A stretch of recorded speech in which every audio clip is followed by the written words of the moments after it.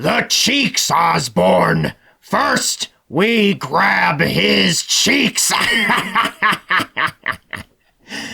Hey everybody, this is the Inciting Moment podcast coming at you with another mega session, and as you can tell by my haphazard Willem Dafoe impression, we are talking about the Sam Raimi film trilogy from the early to mid-2000s. For those who are just tuning in for today, my name is Ian. Who else here is with me? My name is Sam, and I'm a bit of a scientist myself. I'm James, and I'm here too. No Spider-Man meme? Quip? No quote? There'll be plenty of quips. Okay. I just stole the scientist thing, I get you. Mm-hmm. Well, given how we're just so excited about this little topic, we're just going to dive right in, people. And we're going to dive in right into the year 2002 with the ever-popular release of Spider-Man. You know what I just realized, now that you've stated the date of that long-ago period of 2002? Uh-huh. Technically, since it hit the 20-year mark, this movie is technically historical. Yes. Which means it is. I am old and dying as we speak. I remember wearing out the VHS tape of this movie. That's how old I saw this in theaters. Holy shit. God, theaters? I did too, remember those? Right? Fucking crazy. We didn't just stream it, you know? I mean, Cinema 12 will literally stand the test of time, but look. Yeah, I mean, the amount of times we've gone there for when we want to go for a cheap little matinee showing. Oh, God, it's cheap. And free popcorn. But look, this is not an advertisement. And free popcorn on every single refill. Mm-hmm. Now, look, this is an advertisement, but if they were to sponsor us, I'll leave it at that. Mm-hmm. Oh, yeah, same here. But we must begin where this trilogy began, with Spider-Man 1. And, it's a story that we all know by now, but Spider-Man from 2002 follows the story of Peter Parker, a little dweeb of a human being that gets bitten by a radioactively infused spider. And not only doesn't get cancer. Yeah. Yeah. That's what happens. Mm-hmm. No, instead he starts becoming a literal human spider, or rather a Spider-Man. Mm-hmm. And while he initially uses these newfound powers for his own selfish gain, he soon finds out that given how he was brought into the world and how much injustice is within it, he soon comes to realize that with great power comes great responsibility. And after the unfortunate death of his uncle, he is inspired to become the one and only friendly neighborhood Spider-Man. And, I mean, aside from a big bad guy that goes around in a green elf costume on a mechanically powered jet-infused glider, who also wants to do bad stuff. What else can you really say about this? I mean, everybody knows it, and for those who don't, I mean, you're kind of missing out. Which is why we're going to talk about why you should watch it if you haven't. So, I mean, fellas, I feel like I already know the answer to this question, but general thoughts, what did we think about our time watching 2002's Spider-Man? Look, this movie came out at basically the right time.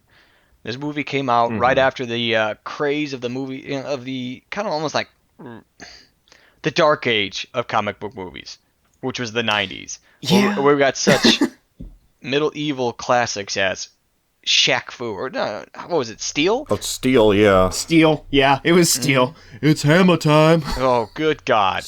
And, oh, God, there were some bad ones back then, man. Daredevil. Yeah, before he was Batman, Because, he was Daredevil. Yeah. Oh, my God. And everyone was blind writing that one. That guy could not get He could not get a good comic book movie to save that fucker's life. But it came out at the perfect time. It basically was this rebirth. And almost like really the cornerstone of what would start the MCU.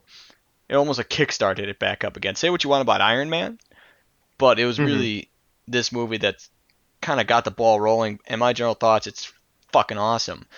Look, I've always been Yeah. a huge Spider-Man fan. I love Spider-Man. He's my favorite superhero. And this is a Spider-Man movie, baby. This is it. This started this shit. So Mm-hmm. my general thoughts are just it was very good. It's awesome. It's perfectly toned for what I want in Spider-Man. I mean we'll go a little bit more into that later as we kind of compare the three. What I think is a perfect Spider-Man, especially when we talk about the other editions of Spider-Man. But I think it Yeah. really hits the note of balancing everything correctly. It's not. Is it a perfect movie? Fuck no. No movie's perfect. But hell, it's Mm-hmm. close as you can get. And that's my general thoughts. I love it. I fucking love it. Well, James, you also have quite a bit of history with this trilogy. Uh, what are your general thoughts on Spider-Man?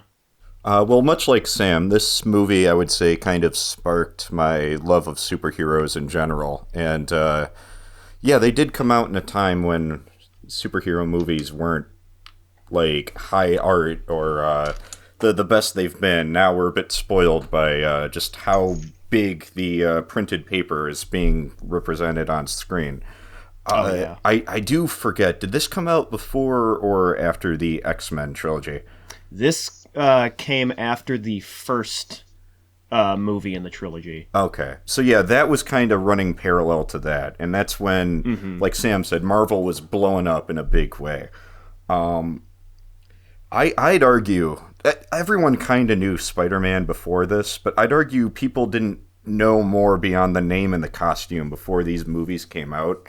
And that really, like, blew him to sky high, like, popularity. Oh Uh, yeah. this cast is wonderful. Everyone kind of hits the character type they need to. There's so many, and I could say this about the trilogy as a whole. There's so many small human moments that we'll get more into when we're not covering general thoughts that I think set this movie and this whole trilogy apart from any other comic book adaptation. Just in general, there's a lot of heart in this movie and the others that follow. Mm-hmm. And I think to kind of jumpstart my own thoughts, general thoughts on this particular film and the rest of the trilogy, really, it's heart. It really is. I love me a good movie that has like this genuine spirit and core to it, and all three of these films, admittedly less so in the case of the third one, has Well, heart we'll have a and talk spirit. Oh, I know. I know. As a heads up, there may be a little bit of discourse later on with the third movie, but you know, what can you do? But focusing on this one, I think, if I'm not mistaken, this has been the one that I rewatched the most over the years, and it really is because if I had to say anything about this, I think it's the best paced of all three films.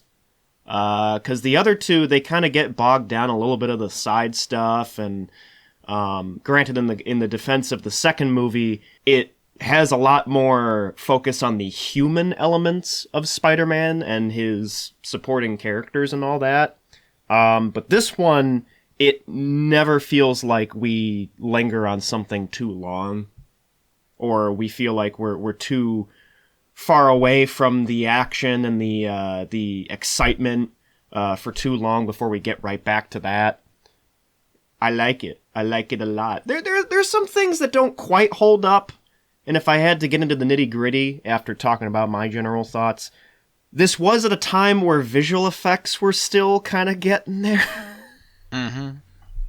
If you know what I mean. I mean, And those are yeah, always I a think mixed if bag. there's only one thing about this particular film that doesn't quite hold up, it is that. Which, granted, to capture Spider-Man and what he's capable of with swinging around, crawling on walls, flipping all over the place, you're gonna need effects. Yeah. Stunt work is great, and there is some pretty good stunt work in this movie. It's just doesn't quite hold up over the years.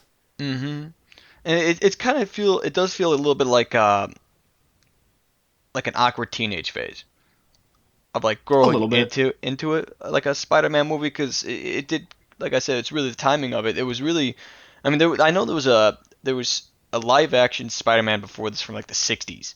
And so it's not the first attempt at a live action Spider-Man. Obviously there's the Japanese one, but that one's just wacky. That's the Adam West weird. Spider-Man. Okay. Yeah, I think that's how we should probably refer to it. It's the Adam West of Spider-Man. It's awkward. It's a little awkward when watching it again now. It does. There's some moments where the acting's just a little awkward. It just feels a little uncomfortable. Some awkward pauses here and there. Nothing that bogs down the movie, but it was a very weird time. Like I said, it was really trying to get its footing. And it shows a little bit. And because it is an origin story. And origin stories are always going to be a little awkward when a lot of people know the origin. I think they really rocked it. It's really up to the viewer who they would want to see as the first Spider-Man villain.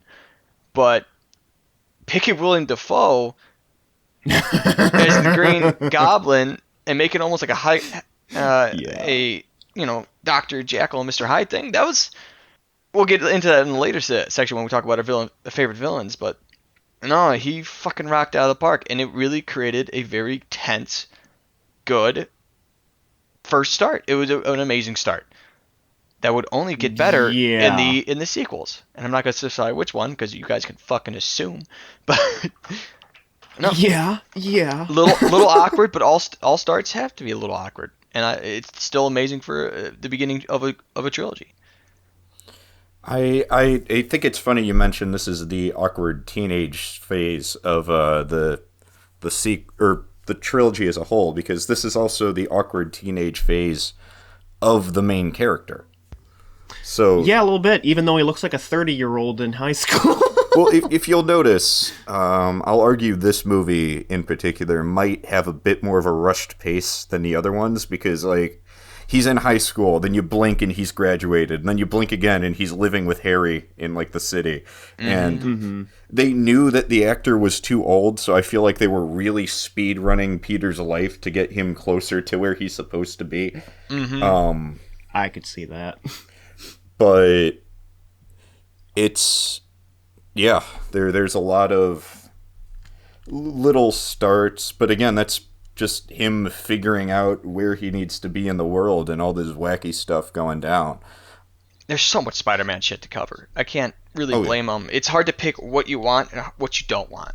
And there's no guarantee that there'll ever be a sequel. So I can understand why it bounces around like that.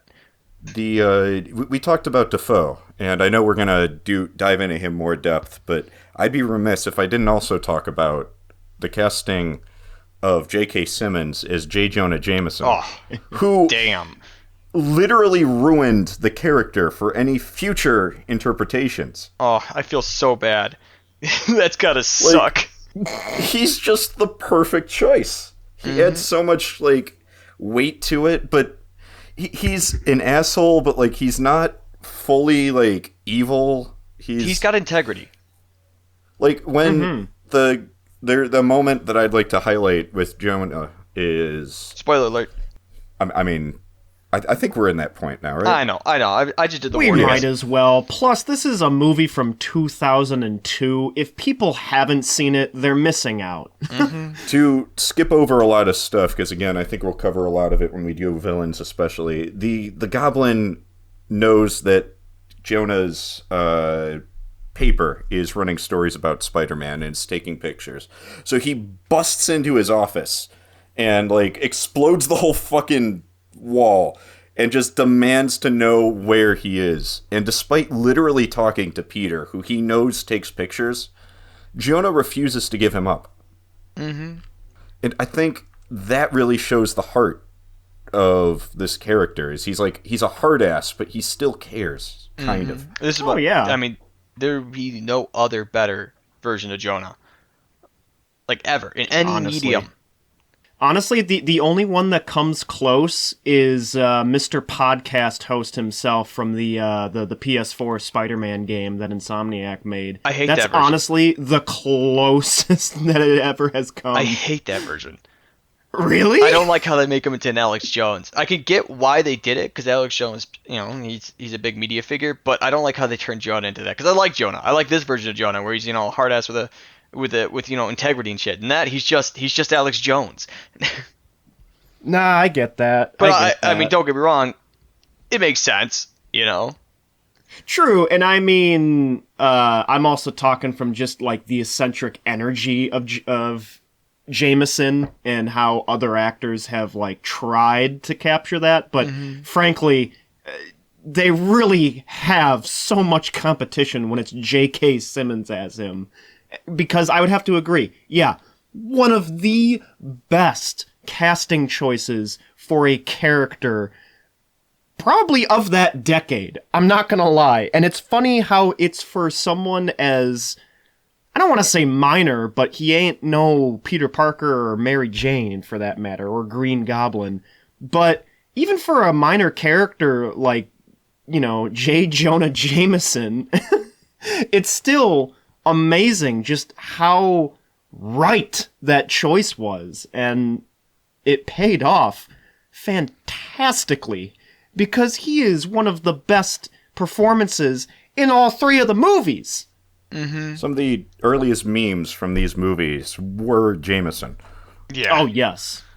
And I mean, if we can, you know, stay on the topic of casting, Toby as Spidey and Willem Dafoe as Green Goblin. Very close seconds when it comes to perfect casting choices, because I still debate whether Toby is my favorite Spidey, but he really does just capture the big-hearted dweeb that Peter Parker is known to be.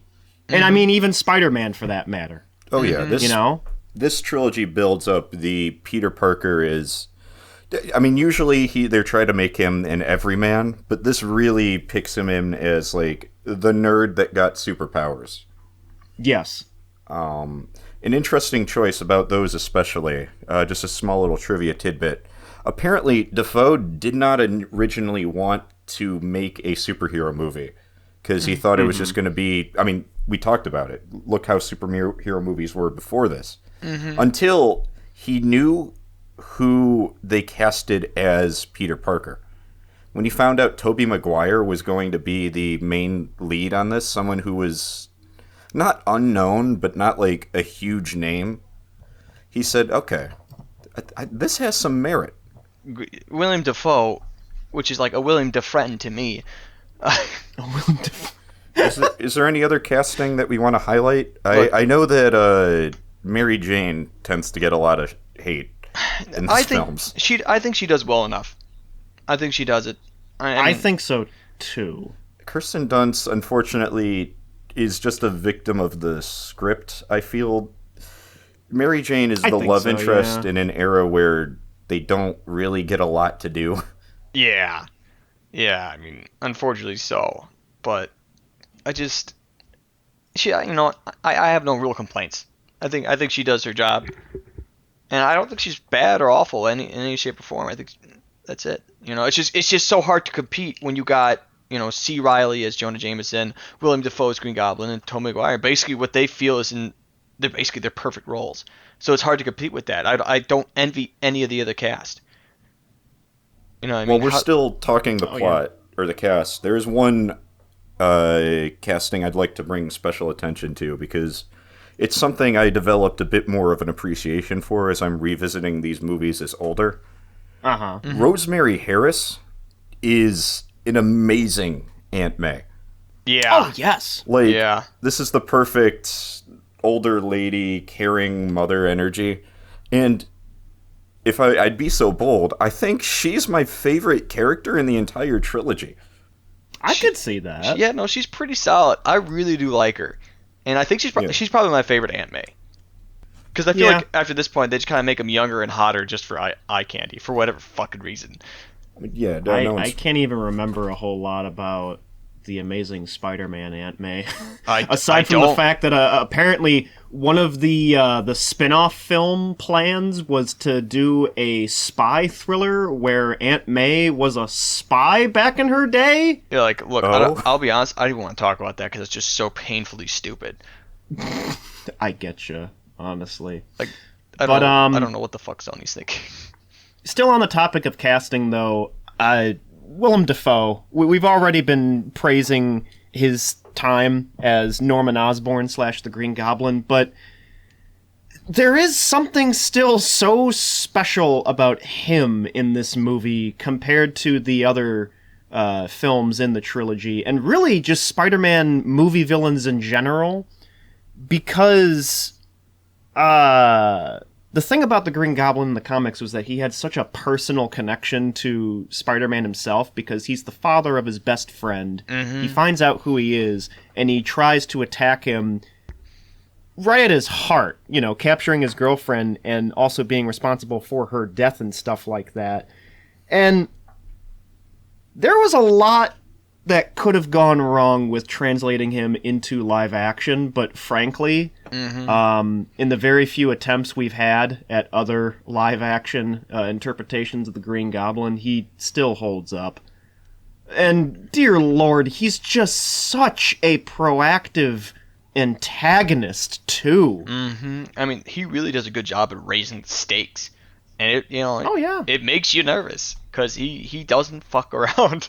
No, not at all. And just the proactive nature of his character, I think, is even more expounded on in the action sequences of the movie. I think this movie, with the exception of a scene that we'll cover in Spider-Man 2, which is the train scene, this movie has my favorite action sequences of the whole trilogy. Oh, yeah. It really does. And I've seen some people say that it looks like Power Rangers choreography, which I can kind of get because, A, Green Goblin kind of looks like the Green Ranger, just straight up. I'm sorry. But I like that. I do. I kind of think that benefits it because, again, it's a comic book movie that very much is trying to play up that style of storytelling and stuff like that. So if it looks a little goofy, I think it kind of plays into it. Yeah, I mean, really. I mean, that's how Spider-Man fights. He does a lot of he uses his, fucking agility. Oh yeah, same with the Green Goblin. And dear Lord, you don't get scenes like the final fight in that broken down building where it's all decrepit and gray. And Green Goblin is just kicking the absolute crap out of, Spider-Man. Dear Lord. Oh, yeah. I don't know how many, prop bricks they had to buy for this trilogy, but the amount of times that faces get smashed into walls is, exponential throughout the entire trilogy. Mm-hmm. Oh, yeah. The brutality in this trilogy is profound, honestly. And I actually kind of like how that's the case, because it makes the, action and fisticuffs all the more just gritty. Mm-hmm. Yeah, I mean, honestly, the action throughout the entire series is actually really on point and does a good job of mixing the CG with the practical effects. Yeah. And I actually kind of like how much in-camera stunt work is done in this film in particular, because if I had to knock the other two movies for something, they substitute a lot of in-camera action with CG effects, which, I mean, to really capture what Spider-Man can do, I get that. I really do. But there was something just really grounding, I guess, about a lot of the stunt work in the first one that I felt the other two were missing. Adding on to that, a fact that I love pointing out about this movie, and I've mentioned it before to you, Ian. Mm-hmm.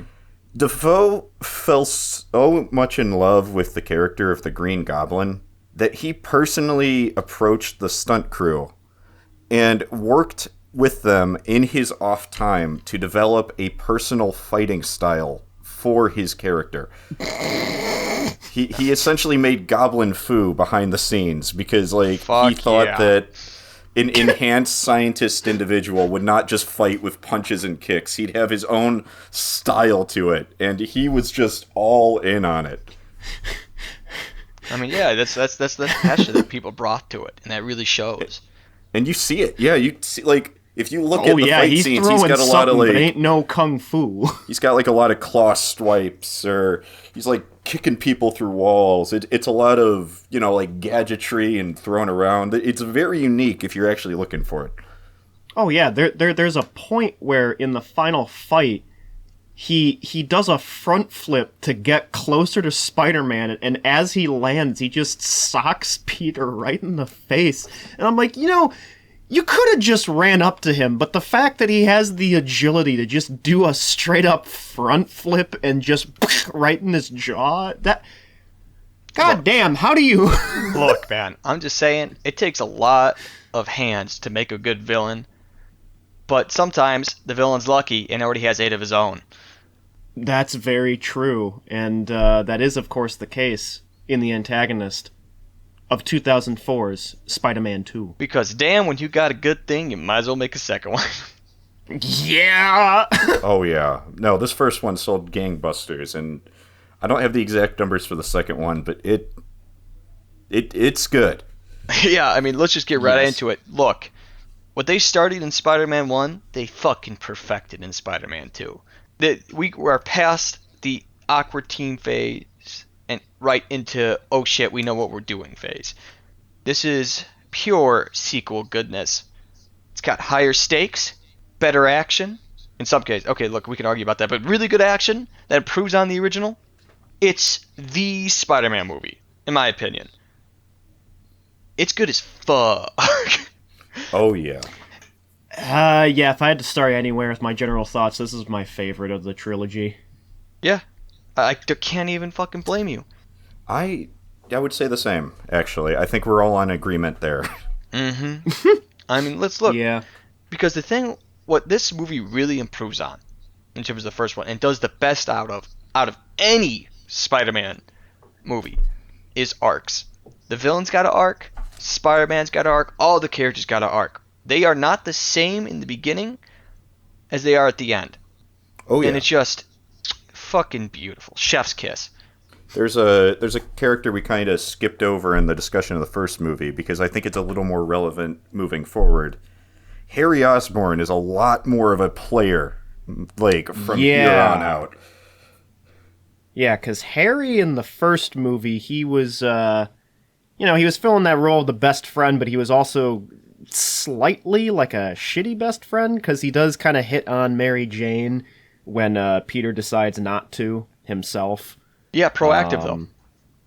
Proactive, much like what we were saying about the villains, he's proactive, and, that gets more of the case as time goes on, but we'll cover that later on. Mm-hmm.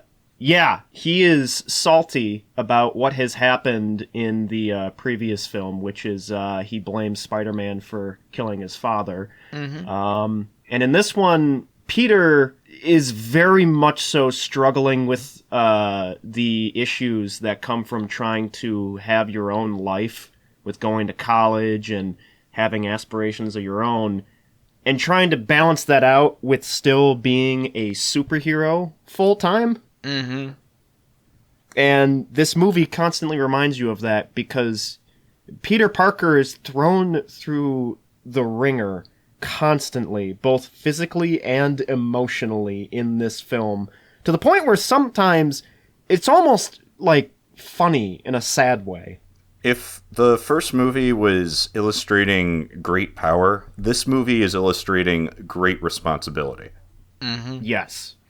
Yeah. I think that's one of the strongest things, the arc that Peter Parker goes through with trying to figure out if he actually wants to still be Spider-Man, because of just the toll it puts on him and the things that he has to sacrifice in order to, keep that up.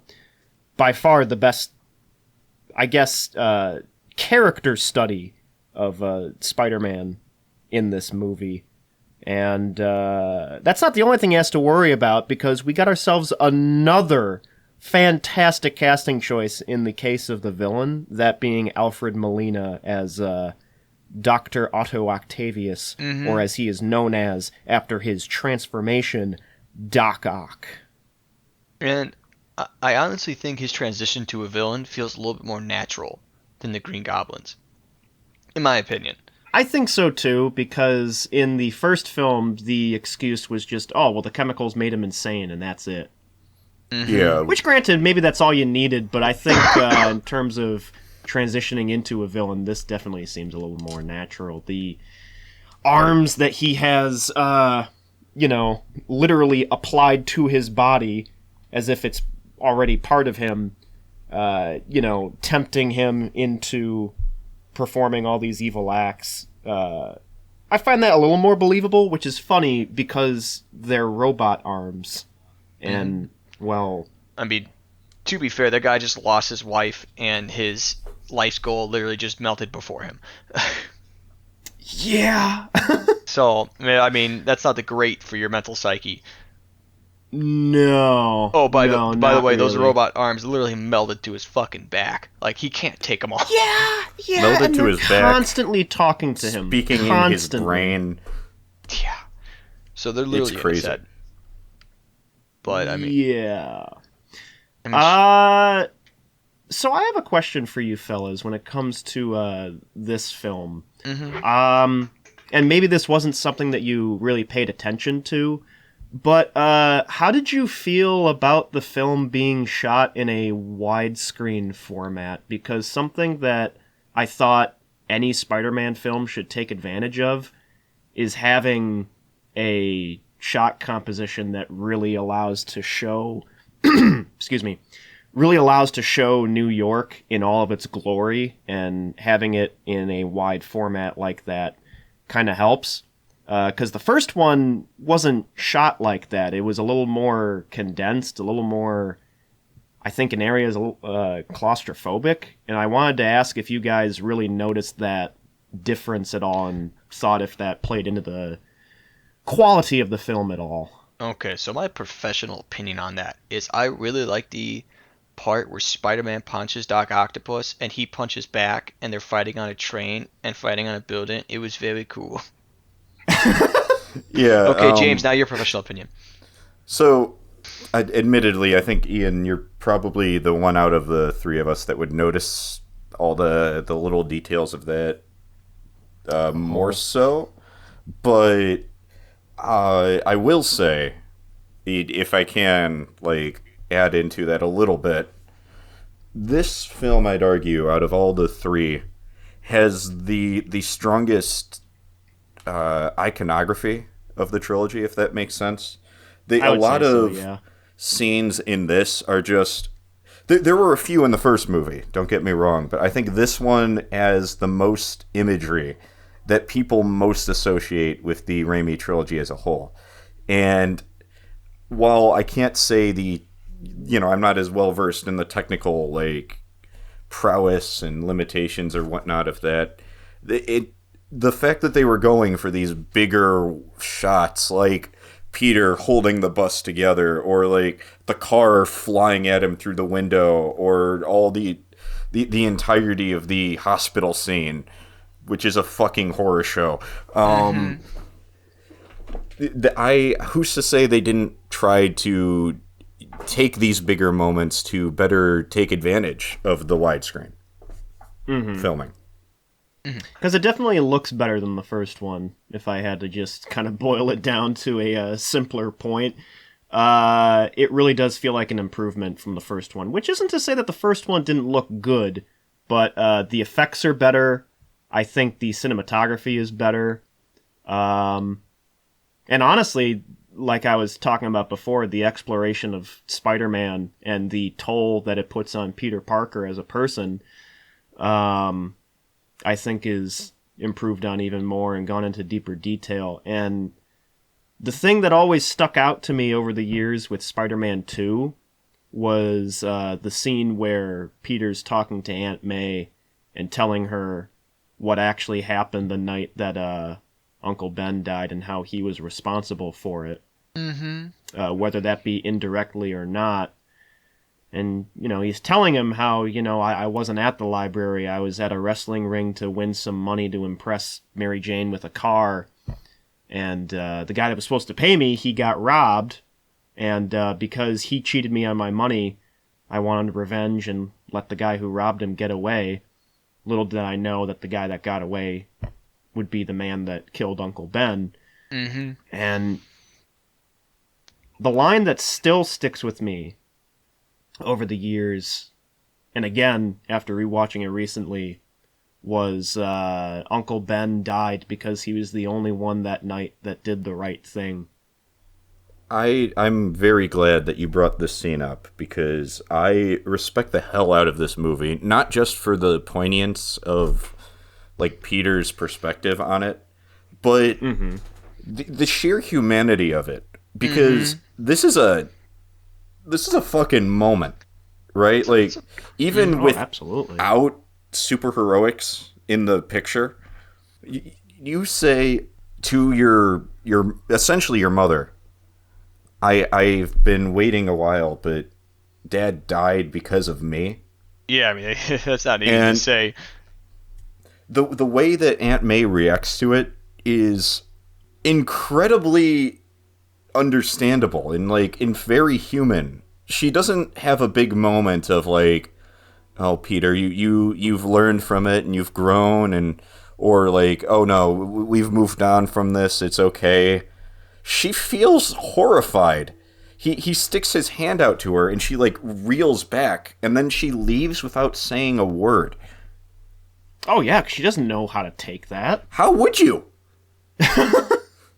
And that's why I say like this is the most human of the three. Oh yeah. And I think it's that exploration of every character really that is the best and like of all the movies. It's just there now. Like that's just a part of their dynamic moving forward. He's always a little more cautious to approach her from here on out, just because he knows that things are tense. Now, I do have to ask regarding another character, because my thoughts of her changed the further that we got into the trilogy. So in the first one, Mary Jane, pretty alright. She fills the role just fine as the love interest, you know, and stuff like that. But I wanted to ask, how are your thoughts on her in this film? And obviously I'll ask the same thing about the third one, because I think the third one, I don't know what to think of her. To be completely honest, with some of the things she pulls. I'll have some words there. But in this movie specifically, she's obviously given a little more to do than in the first movie. She's not just there to be kidnapped. In fact, she doesn't get kidnapped in this one. Again. Well, she does at the end, but I mean, man got 8 arms. What are you gonna do against that? Mary Jane is written, I feel, always slightly less so as a character and more so as a conflict, if that makes sense. She's just another cog in the wheel of Peter questioning how much of his life is he actually living. And I feel like for that purpose, she's doing all right.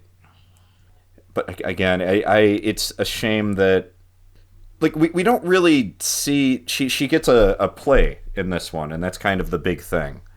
And the impetus isn't really about the play itself. It's more about whether or not Peter has been able to see it, set aside time, even though like everyone else in his life has. And in that sense, it's less about her personal accomplishments and more about how Peter relates to them. So again, she's not really given the importance of personhood, more so of plot device. There's still more to do. Yes, very much so. Definitely, this is an improvement. Definitely, I will say that. And when she's calling out Peter from time to time, I think she has a little more validity and understanding than in the later film, which I'm going to have some words about that. But, yeah, definitely more to do, but still not the greatest. I mean, honestly, the thing about this movie, it's basically what a perfect Spider-Man movie is. It's about Spider-Man being at his lowest and getting back up. That's the whole thing about Spider-Man. It's the idea. Oh, yeah, it's him honestly trying as hard as to balance his superhero life with his normal life, and it's incredibly difficult to do. There's a part in this movie where he just kind of gives up, and again, that's the humanity thing. No one's perfect. He's not perfect, and this is such a good natural progression of what happened in the first one. In the first one, we see like the superhero part of it, and that's the biggest part. It's him. Oh, hey, I have superpowers. There's not the consequences that come in that one is, oh, hey, these guys are dangerous. They might hurt someone I love. And the second one, he's got more handle on it, but now it's balancing. Oh, hey, now I've got my real life and my superhero life, coming to clash, and he loses confidence in himself, and it's really about him, and that's his character arc. He gets to his low point, realizes, hey, no, wait, I still have a responsibility to do because there's people that are endangered, and he gets back up, and that's bingo. That's Spider-Man. It's getting back up. Right. Right. I mean, this is a kind of the ideal sequel in most cases, where it's an expansion and additional step forward from the first film and what that established about, its story, its characters, its setting. And it's just great that we had a film like this, because in many ways a lot of the later films, they falter in the areas that this movie did so well. And again, it really just is how it plays up, how Peter Parker has a choice to be Spider-Man, but it's inspiring how, despite the fact he could walk away from it all, he was raised with these ideals and beliefs about justice and being a good person because of the people who raised him, that ultimately he decides, no, I should be Spider-Man. And makes his triumphant return. Because the whole reason why I find that line of Uncle Ben died because he was the only one that, did the right thing that night, is because that's the difference between any other person and Spider-Man. Spider-Man, he has super strength. He can swing from webs. He can crawl on walls. He can do all these amazing things that no other human being, unless we're talking about the extended Marvel Universe, can do. And so with that opportunity and responsibility of having all that power, it really is inspiring how someone like that, who could at any point, from all the stress, anxiety, and just toll that it puts on someone, it is so inspiring to see them say, no, I'm going to keep at it, and I'm going to come back. Yeah, it really is amazing. Yeah, and shit, there's something amazing. Not like those movies. Hey, whoa. I mean, agree, but we don't, But no, I mean, the similar thing kind of happens with the main villain, too. I mean, he's not all 100% evil. Yes, he does some evil things. Don't get me wrong. But at the end, he realizes this. Spoiler alert. And kind of sacrifices himself, because as he says at the end of the movie, I will not die a monster. And God, it's just best Spider-Man movie. Boom. Yeah, not much to say outside of that. Aside from I mean, it's easily the best. I mean, what can we say? It's Sam Raimi's. I mean, this is peak. Unfortunately, once you reach the peak, there's only one way to go. Look, I mean, we can all agree it's pretty black and white on how this movie is received. The next one we're talking about has had a bit more of a resounding reputation. It put on the black suit, and man, does it feel good to be bad sometimes. Yeah, it's got its ups and its downs, mainly downs, but there's still some stuff to talk about it, and I'm gonna have a bit to say. But 2007's Spider-Man 3. I actually remember seeing this before it came out in a advanced screening, and even though I am too young to remember all of it, some of the deleted scenes that were included in a later extended cut, I actually saw. One of them scared the absolute shit out of me when Peter is looking in a mirror and for a split second he turns into Venom. But, details! But yeah, no, there was a lot of excitement for this one because it focuses on the black suit. And many other things that are rather interesting, but in areas not exactly handled the greatest. In this one, things are going pretty good for Peter. The city loves him, resoundingly. He's being noticed by the media a lot more, and despite Jameson's attempts to still drag him through the dirt, they don't work, because at one point he gets the key to the freaking city. But things kind of go awry when his relationship with Mary Jane is kind of getting a little skewed and rocky, because she's not doing so hot in her field of expertise, that being acting and singing. And, you know, it's a little disheartening to see how famous and appreciated he is, and she's often overlooked and not paid much attention to.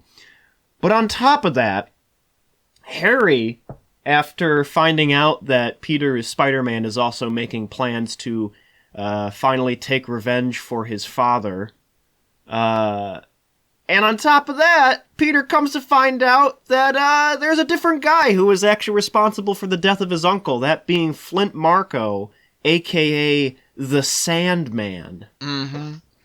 And to compound all of that, which is possibly one of its downfalls, the black suit is also introduced, a alien symbiote that at one point attaches itself to Peter and makes him super powerful, but at the cost of being a overly aggressive asshole. So a lot to talk about with this one, because it has the most going on, and a couple of interesting choices. But generally, how did we feel about this one? Okay, I've got a lot to say here. This movie gets a lot of hate, and I'm not about to go ahead and say it's unjustified. There's a lot of bullshit in here that does drag the movie down, but I will go to bat for this movie because it's not all terrible, and what it does right, I feel, is worthy of praise. When it's good, it's just as good as the rest of the movies. The problem is it kind of is wading through symbiote goop to get to the good stuff. Mm-hmm. And a lot of that is not entirely a lot of this has to do with some dumb corporate meddling and weird stuff that I think we'll dive more into later. Overall, I don't hate this movie. I did when I first saw it, but I've grown to understand and appreciate this film a little more on a rewatch. Yeah, with the help of some of the newer films. Yes. Now, Sam, I believe you were going to make a point as well. No, I'm basically in conjunction with that. Honestly, going back to rewatch it, it's not as bad as I remember. In some ways, it's actually better, way better than I remember it being. I mean, some positive is the action is still awesome, especially that final fight scene. It's fucking dope. Oh yeah. Mm-hmm. Mm-hmm. And controversial opinion. I'll just start with this. This may be one of the best, if not the best, Venom we've had on screen. Really? Yeah, it almost hurts me to say that. Do you want to dive into that deeper, or do you want to wait for our villain analysis? I'll go a little bit into it. It's the most accurate Venom we've ever had. I'd have to agree, yeah. And of course, accuracy does not always mean it's going to be the best, or that made it intrinsically better, but it just hit more of the notes of what I wanted from an Eddie Brock, and that newer Venom movie just did not. It's fascinating you say that, because it's something that I found when looking into the production of this movie specifically. Sam Raimi does not know or particularly like the character of Eddie Brock in Venom. His inclusion was not planned from the beginning of this. He was kind of forced in, which, yeah, it shows, but it's interesting to see that you've... Because in some ways, this symbiote differs from the comics. For example, the way the movie explains it, the symbiote itself is less of a real character, and it more amplifies the emotions of the person that it attaches to. Mm-hmm. It less has its own agenda, and it's more just like feeding off whoever it's grabbed onto, which leads to a lot more of its more contentious scenes later in the film. Yeah. Which, oh lord. It's almost like Peter Parker kind of spawned his own separate alias, that being Bully Maguire. What are you going to do about because it? Because lord, the memes that came from that. Makes the movie alone worth it. Yeah. To me, not so much in a good way, but more in just like, it's such an anomaly. I think it's what another he becomes later on. fascinating not exactly character study, but I guess a microcosm of it, if that makes sense. I mean, shit. Yeah. I mean, fuck, where do we even begin? Like, if we're talking about specifics, I mean, say what you want. Well, I think one thing, if we were to go somewhere, this is a very busy and in many cases messy film because of how much it's trying to cover. And it's strange how a lot of these sequels to the other Spider-Man ventures suffer from the same problem, where they have too many antagonists and too many plot threads they're trying to cover in one film. Now, in the case of the Amazing films, it's because they're trying to set up way too much for future films because it got way too caught up in that whole micromanaging, future events and stuff like that, the MCU can sometimes be criticized for incentivizing, I guess. But the other problem is, like, the plot threads themselves, it just seems so odd, and I can't entirely blame Sam Raimi for having them play out the way they did, because the thing about these films that I always loved so much is the heart and spirit, but the problem is that Spider-Man 3 only has like a few moments where that heart and spirit comes through, because I can tell that that's what Sam wanted to do from the beginning. And the rest of it really does feel like corporate meddling. Yes. And that's such a shame, because I feel like if it was left unaltered and not, this is going to sound a little harsh, but tainted, I think it could have been a hell of a lot better and carry that same heart and spirit that these films are known for. And maybe, I don't know, if Venom had to be in it, I wish he had a little bit more prominence, because, I kind of liked where things were going with that. I actually thought Eddie Brock was pretty effective in what he was supposed to be, and that's a asshole photographer that's trying to show up Peter Parker. I wish he was casted a little better, because I don't think Topher Grace is the best choice, but hey, it's something, Still, I almost say better Eddie Brock than Tom Hardy, even though I really like Tom Hardy as Eddie Brock, as weird as that sounds. But again, I get. Yeah. I mean, here's the difference with these movies. Spider-Man 1 is the reason we got Spider-Man 2. Spider-Man 2 is why we got Spider-Man 3. Spider-Man 3 is why we did not get Spider-Man 4. Yeah. Yeah. Which is a shame, because it sounds like Spider-Man 4 was supposed to go more into Venom and have more characters, which means that Venom could have been great later on. I remember reading some rumors as a kid, because I was all in on these movies when I was growing up, that if Spider-Man 4 would have happened, they would have had not only Carnage, but Jim Carrey as Carnage. Oh, I remember those rumors. Yeah.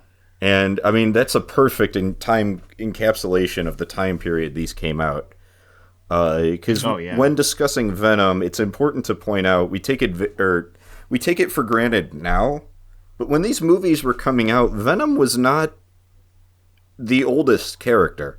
No, he wasn't. He was, like, at most maybe a decade old. He came out, like, mid-90s. So comparing, like, this Venom and Eddie Brock to, like, the Venom movies Eddie Brock are, like, after a decade or two of character development and much different interpretations of where they are in the public landscape. But Venom isn't the only villain in this movie. In fact, there are quite a few. Yeah. I want to talk about Sandman. Yeah, because when talking about the heart and spirit that does still make it through in this one, I'd have to say Sandman is one of them. One thing I do want to get out of the way right now, I don't fully understand the reasoning behind retconning Uncle Ben's killer to be him. That doesn't really add a whole lot to the narrative, I don't feel. I think it kind of makes sense with the black suit, because it gives him another reason to kind of go down darker, Spider-Man that is, a reason to go down a darker path. Now that he technically got the wrong guy in the beginning of Spider-Man 1. He knows now who killed his grandfather. And with the addition of the black suit, it kind of makes sense. Because it's just more to push him into the embrace of the symbiote and being like the most evil version he can be. I guess it's more so it was a little convoluted in how they added that plot point. Fair. But no, yeah, when you want to talk the heart and like humanity, he's got that in spades. Oh yeah. Spider-Man doesn't really have to deal with a villain that isn't either in conflict or just straight up insane and evil. Flint Marko is a character that does crime because he doesn't have a choice, which is something Peter assumed everyone had. And if Sandman was the only villain in this movie, with the exception of another villain that kind of needed to be in this movie as well, who got really shafted, I think people would know and respect the character a lot more. Yeah, and I think actually having him be Uncle Ben's real killer, kind of like what Sam was saying, I think it does kind of bring Spider-Man and him closer together, like personally, and also reflects how the black suit almost is like this opportunity for Peter to go down a darker path at the advantage of having even more power and stuff like that, and the ability to do even more than what he's been doing. Yeah. Kind of like how when, Flint Marko becomes Sandman and has the ability to, like, shapeshift and all that. What does he do? He uses it to go down a darker path, and what both of them do later on in the film is they choose not to do that anymore. I guess I should reiterate, because I like the destination. I'm just not as keen on the journey, if that makes sense. Because once Spider-Man gets in conflict with Sandman, that's when the good shit happens.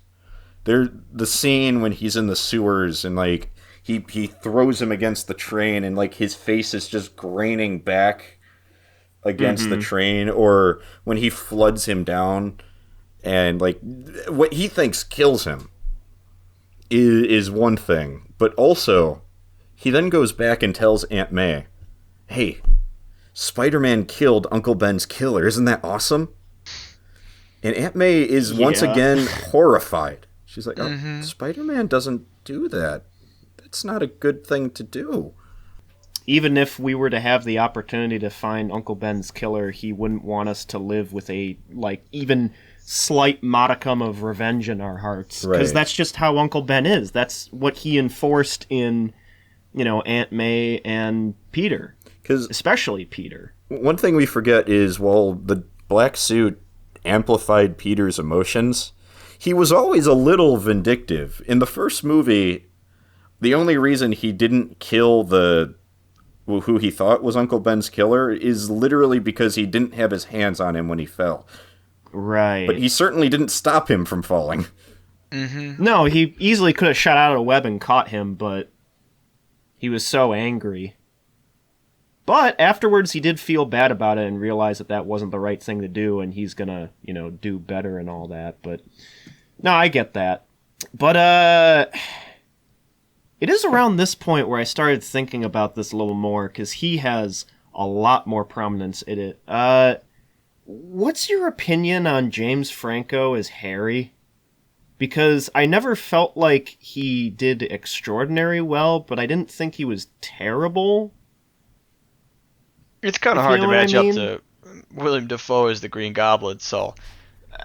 yeah, a little bit, because, obviously he's using the Goblin tech to go after Peter in this one.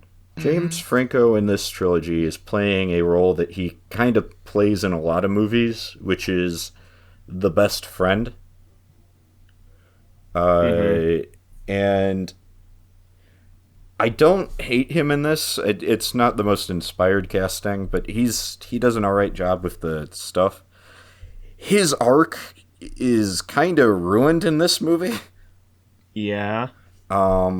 Because the whole trilogy, he's setting up his hatred of Spider-Man, all of this stuff. And then when he finally suits up and he gets all the gear on and he goes to fight Spider-Man in also rather brutal beatdown fight scene, Oh, yeah. He brains his head and gets, like, memory loss for half the film. Yeah. And he becomes, like, cartoonishly dopey, too. Mm-hmm. Yeah. And I think like, that's the bigger I get sin. the amnesia part, but why is he dopey? Like, I don't get that. That seemed a little too much. And I mean, these movies already were kind of campy and silly sometimes. But I thought that was just because that's how the world is, you know what I mean? It's supposed to be eccentric, but that's just cartoonish. while I lament the movie kind of squandering Sandman's potential, I think it's a bigger sin that Harry Osborn just gets shafted for so much of it, considering how much it's been built up. Mm-hmm.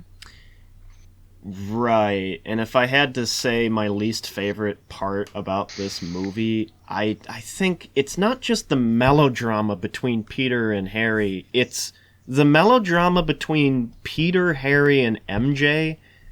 Because it was in this movie where I was kind of annoyed with some of the stuff MJ was saying and doing.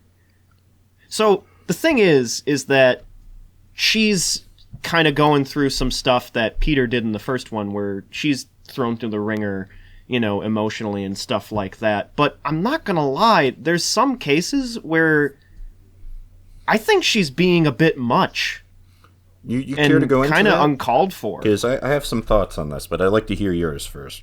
Yeah, like, I think in many cases MJ was wrong in some of the stuff that she was claiming, and just the way that she was reacting to things. Like, obviously, it was shitty of Peter to do the whole upside-down kiss in front of, like, all those people, because that was the same kiss that happened in the first movie.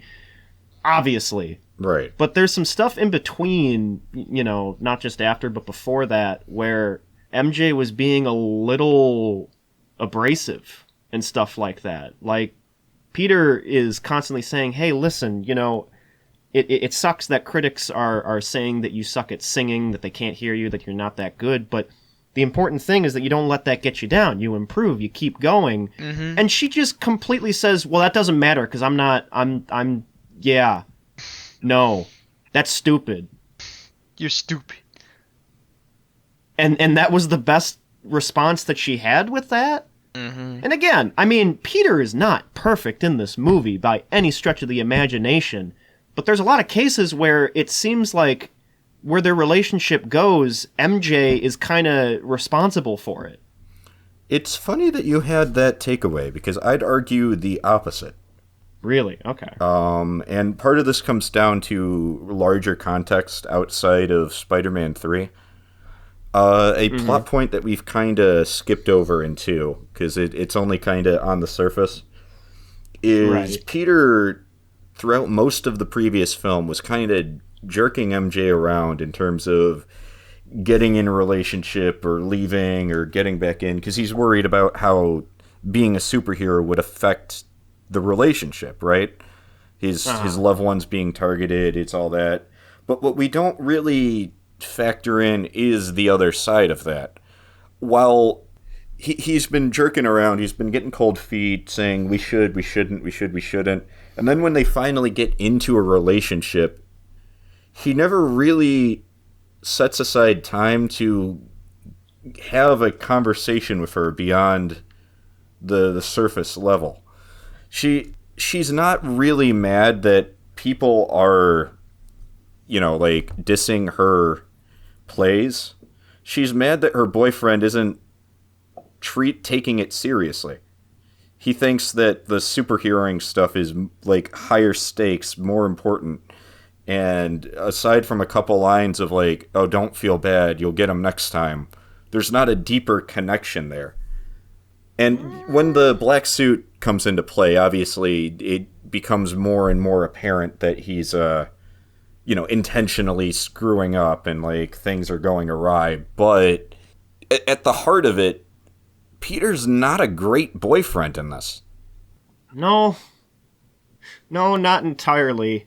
But another reason why I kind of think MJ could have done better is A, at no point does Peter know that she was fired from her play, her show.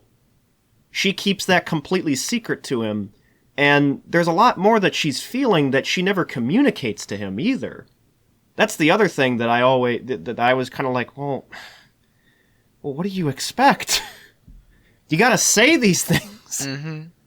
She's clearly thinking a lot of it, and she says it to Harry, and later on, gets a little smooch from Harry that she initiates, but, I mean, I don't know. And I don't entirely think it's just from MJ as a character. I'm also thinking just the whole situation entirely. I thought that the whole melodrama between Peter, Harry, and MJ, it was all contrived. Oh, that was the dumbest part. Like, I think that's a relic of, like, what this movie would have been from the start, and I don't think I would have liked that anyway. Mm-hmm. Yeah. There's a lot of pettiness. I don't think that was from, Sony saying, oh yeah, you have to have this will they, won't they soap opera stuff between Peter, Harry, and MJ. I don't know. I think, in all, because of how much this movie was doing, it does have a lot of missed opportunities, Like, again, there are moments in all three of these films that you remember that Sam Raimi was a horror director before he did these. Mm-hmm. Especially in the case of the Goblin. Especially when freaking those doctors are trying to amputate Doc Ock's mechanical arms, and they just completely murder them all. Mm-hmm. Imagine if Venom was the main antagonist and he had more time to shine. That would dope as shit. He's scary in this one with his design and stuff like that. He's not all that big like he is in the comics, but he's still pretty scary looking. Mm-hmm. I mean, imagine having an entire scene where it's in a bit of a darker, maybe a little more gothic kind of setting, like in the first one. And he's just scurrying around all the place, hiding in the shadows, and he's just tossing Spider-Man through walls and stuff like that. I wish we got that, because I feel like even though Sam didn't really care for Venom, if he had to do Venom and he had more time to prepare a better story involving Venom, I have no doubt that he could have done a much better job. So you want Venom as a xenomorph, essentially. Sure. Because that's not too far off from, how they have him. But yeah, I mean, would I say that I like it a little more than I remember it? I'd say so, but in all honesty, not by much. This is the weakest movie in the trilogy, but I still struggle to say this is a wholly bad film. Right. I think the things that keep me from saying it's anything more than okay is how messy it is when it comes to its different plot threads. Mm-hmm. But also how the black suit, I think, could have also been handled better. Namely, with how it affects Peter. Because, much like we've seen in the comics, I really think it should have done more than just make him a mild asshole. I honestly think what could have happened, because, Tobey Maguire, he's had some later movies where he kind of went into that sort of energy. I think it should have made him a little more, what would be the word? A little more unhinged and kind of out of control, almost. Mm-hmm. You know what I mean? In a sort of in the vein of maybe Heath Ledger or something like that. Just, kind of being a little scary in his performance and stuff like that, because I feel like that could have led to some, I think, a little more guttural emotion and drama between the people in his lives and stuff like that. He has that kind of, but it's just so I don't know. It's more on the side of immature than, unhinged or guttural, responses to things, And you can tell that they were trying to go for that, but just the execution of it didn't go far enough, and maybe that could have been Sony being like, oh, well, hey, don't make him a entirely bad person, even though that's what the comics had him out to be. I don't know. A lot of missed opportunity and just way too much studio meddling that sadly led to a less than great product to the finale of a overall solid trilogy. I think we all can agree on. But it does make you question, of all the different fisticuff bouts that happen in all three of these films, you gotta wonder, who was our preferred best in all three of them? Because, as we've said, the villains are almost the best part of this whole trilogy.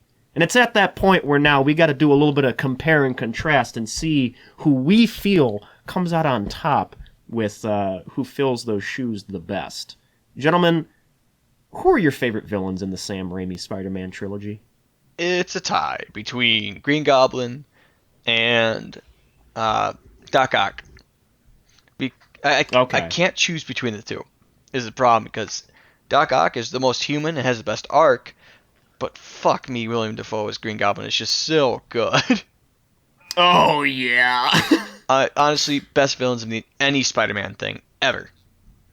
I will say it's particularly telling that we're not going to be discussing No Way Home in this too deeply, but it's particularly telling that all the trailers for it needed to do is just show Alfred Molina in the suit again to just make everyone lose their shit. Yeah. Yeah. Which, by the way, eventually we will talk about No Way Home, but that comes later when everyone else has actually seen it. In terms of villains, before I get into my favorite, I would like to point out the true tragedy of the greatest villain of this entire trilogy is one that has never fought and largely gets away with his crime. And that is the Osborn's butler, who knew from the start that the Goblin killed himself and never told Harry until it was plot relevant. Yeah! just a little This important. is a... Yeah! This is a sociopath that needs to be stopped. And Peter never gets to him. And that is the true tragedy of Spider-Man 3.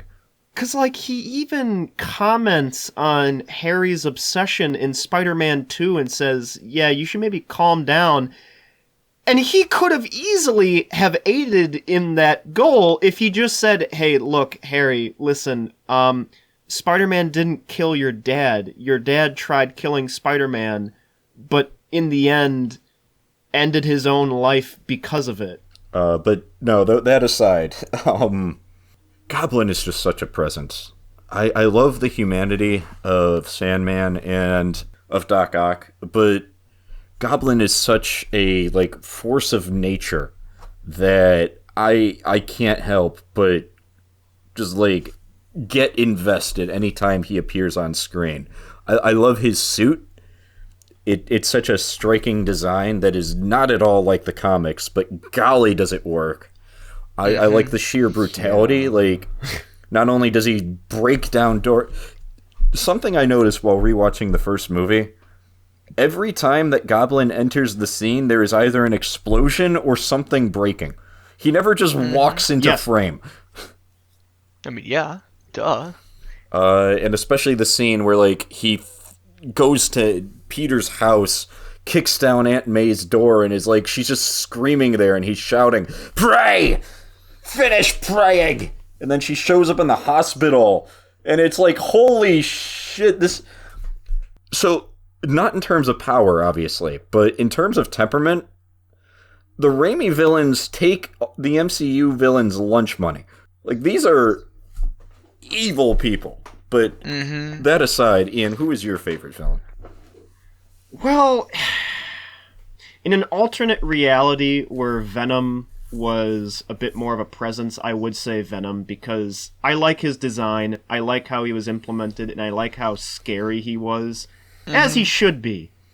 Because I feel like Sam would have had a field day if he had more time to develop him in the movies and stuff like that. Hell yeah. Both Sam Raimi and Sam over here in the Discord, obviously. Yeah. I would have had him throw a car through a wall and then turn his hands into axes. Oh wait, no, that's Carnage. Never mind, sorry. Look. Oopsie daisy. They would get the car through the wall. Hell, maybe I would have said my favorite villain was Jim Carrey, because, I mean, that's such a good idea. Yeah. But, in reality, what we actually have... it really should come as no surprise. It's Green Goblin. It really is. Mm-hmm. Because he just has such a presence. He's so effective as an antagonist. He has an amazing actor behind him that every single scene you can just see the commitment in him. I don't think I have seen an actor just come off as this committed to a role in a very long time. There's quite a few from more recent films that I do enjoy and stuff like that, but he has so much passion behind playing this entirely maniacal yet tragic Jekyll and Hyde character that I just respect so much about it. Oh yeah.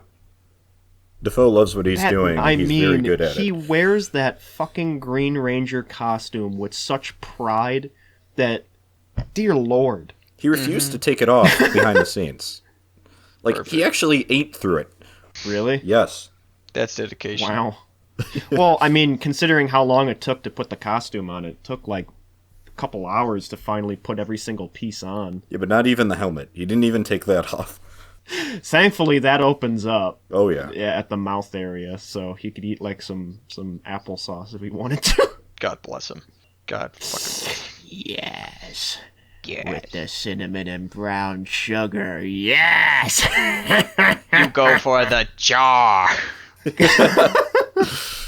First I go for the jar, and then I go for Spider-Man's cheeks! I don't know why he's going to Spider-Man's cheeks. His are sufficient enough. I mean, like, he's got big cheeks in the movie. Why are we comparing cheeks? Because it's... I guess why is... because we gotta compare it to the other trilogies now. Oh yeah, the other movies. Cheeks to cheeks, what's better? Cheeks to cheeks, which Spider-Man has the best cheeks? Okay, well, that was already answered. Green Goblin. Well, yeah. But... Well, yeah, between like Toby, Andrew, and Tom, who has the best cheeks? And I'm just gonna say it. Sammy trilogy, best trilogy. So are we just comparing live action, or? Yes. Okay. I say live action because I think it might be a little unfair to compare Cheeks to an animated character. Mm-hmm. That's true. Very I mean, unfair. Spider-Verse is in a league of its own. It's a different beast entirely. Yeah. Probably one of the better Sony Spider-Mans come in a long time. But in terms of how... Yeah, that's true. That's true, and I'm excited for the sequel coming out later next year. No, but... Or this year, depending on when people listen to this episode, but that's besides the point. Yeah, sure. Again, obviously No Way Home aside, because only one of us have actually seen it. This me. film trilogy, we've said it multiple times, but this has the most humanity, I feel. Mm-hmm. And that's something that's largely lacking in... They get the spider right, but they don't really get the man, if that makes sense. No. There's a lot of little moments, like Peter confronting Aunt May about Uncle Ben's killer, or Sandman explaining that he steals money to pay for, like, his sick daughter, or even just small little things, like when Norman Osborn is getting strapped up to the table and he's about to go into the chamber. There's a moment where, like, they snap him in and he just shivers a bit and says, "Oh, it's a little cold." And, like, that's a little moment. I noticed that. I'm like, why? That's a little moment, but, like, that shows these are people. Like, you're not going to see Thanos, like, stub his toe and, like, just kind of walk it off or something, and or, like, have a deep emotional conflict. I mean, he does, but it's not, like, a relatable, like, down-to-earth stuff. These really build out these characters as people more so than just big, exciting comic book characters, and I really appreciate that about this trilogy. Mm-hmm. Right. I think, compared to the other ventures of Spider-Man in film, this has the most fascinating tonality and just, I guess, not world building, but just how the world works in New York. It's the most comic booky, in my opinion. The other films very clearly try to have it go both ways, where it's funny and goofy, but in the case of the Amazing films as well, that one goes a little too far in just trying to be more realistic. Which, I mean, okay, fine. I guess audiences would prefer that because a lot of superhero films, especially after The Dark Knight, tried going that route. But I don't know. Because of that, it does make it a little less interesting. And I think something should be said about the tonality, because something that a lot of people seem to harp on nowadays is how campy and goofy and silly the movies are. To which I say, yes. That's comic books, that is baby. a thing. But it's also a comic book movie. Have you not read a comic book featuring Spider-Man before? There's a villain that fights the Flash that nearly defeats him because while the Flash is running super fast, he deploys a atomic banana peel that makes him slip off of the planet Earth due to his momentum. This is comic books. Yeah, There is also a man in Spider-Man comics named Big Wheel, which is literally just a guy sitting on a big wheel that he plows through buildings and maniacally laughs while doing so. And this is the most Spider-Man has been when it comes to just the tonality and just setting the tone for the world that these movies take place in. And sure, that may not be the most accurate depiction of New York, but it most certainly is a little closer to how New York was post 9/11, given that the first movie came out 2002.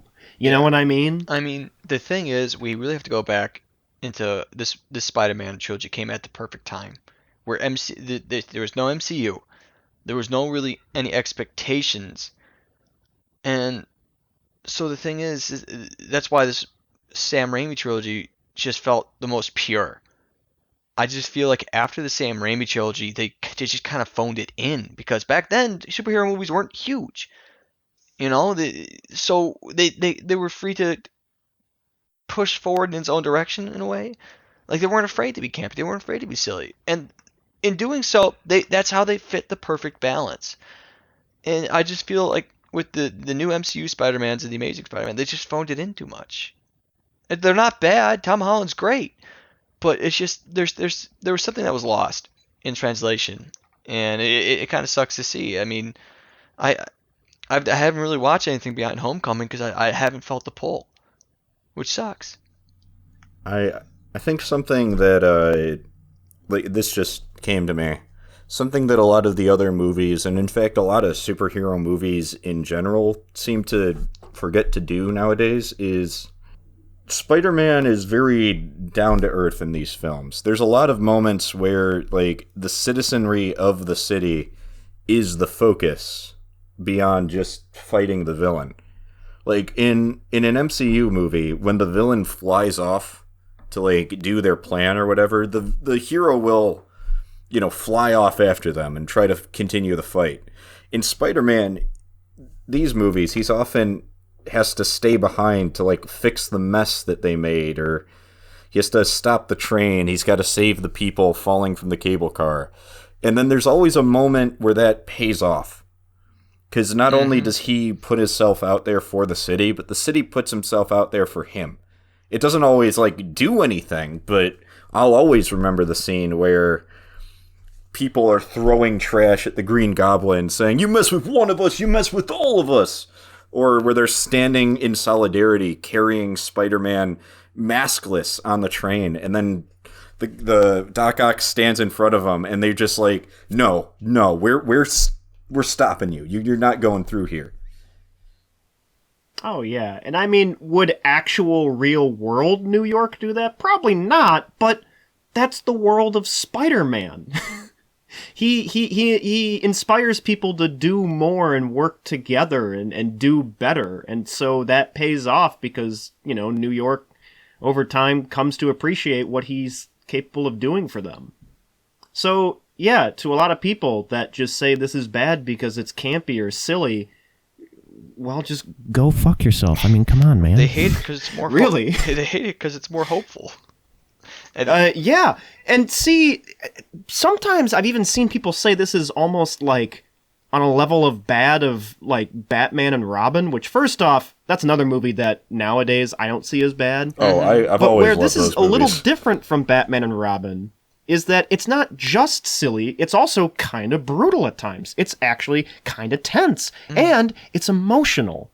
And that's kind of what Spider-Man is. He is goofy, he is silly, but he also is human. And there are moments, especially when comics started taking themselves more seriously in the 80s and onwards, that more of that stuff was in there. So, frankly, this is the most true-to-form Spider-Man adaptation that we've still had. And I mean, the Tom Holland movies, I think, come a lot closer than, say, the Amazing films. But even then, they still kind of need to get there a little more. And I will say that No Way Home is an improvement, and it does kind of hit those marks a little more. But that's because they go back to the old ones. Yeah, that's the other thing. They literally say, well, why have newer villains that we have to develop when we can just use the really cool villains from the older films and the amazing villains? Yeah, shit. Yeah. Which, by the way, I will say, looking back on the amazing films, it is interesting how the lead actor, Andrew Garfield, he is much better as Spider-Man than the actual movie. His quality, in terms of his performance and just true to nature, take on Spider-Man, has so much higher quality than the rest of the films in general. And I wish that, those films started off way better and, continued without so much reliance on, we gotta set up this and that, this and this. Oh, Sinister Six has to happen. Because that is, one of the biggest problems with that one. And just maybe a better director and writers because, or, we could have just not had that and had Spider-Man 4 instead, but, Sony fired Sam Raimi and said otherwise. But, that's what's up. Yeah. But, hey, all good things have to come to an end, and that includes this episode. So overall, Raimi Spider-Man, best Spider-Man. Nothing has yet to touch it, in my opinion. But, of course, I'm biased. No, I'm kidding. Yeah. I'm completely objective. Pure fact. Sorry, facts, feelings, they don't care. Fact and logic don't give a fuck about your feelings. If it hasn't been said enough, these films, for the most part, hold up pretty damn well. They went straight for the heart. Exactly. And I will say that, effects, don't exactly look as good as they did back then, but really, that didn't distract enough because, it captured what a spider can do. And what a flying green goblin on a jet-powered glider can do as well. And it showed that Doc Ock can catch these hands because he has more hands than you. Well, that's a lot of hands to catch. Yeah, that is.